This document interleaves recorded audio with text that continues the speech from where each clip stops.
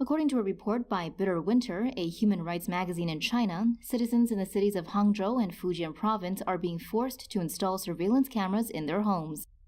Authorities in China are forcing landlords and homeowners in Hangzhou to install surveillance cameras in their houses' living rooms. These cameras must be installed before the houses are registered for rent. Landlords are fined $74 if they do not comply.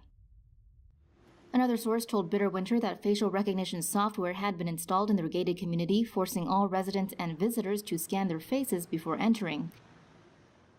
In Fujian province, a new security policy is forcing residents to install surveillance cameras on top of their door locks in order to observe those who enter and leave the residency. It cost one neighbor $223 to install the system.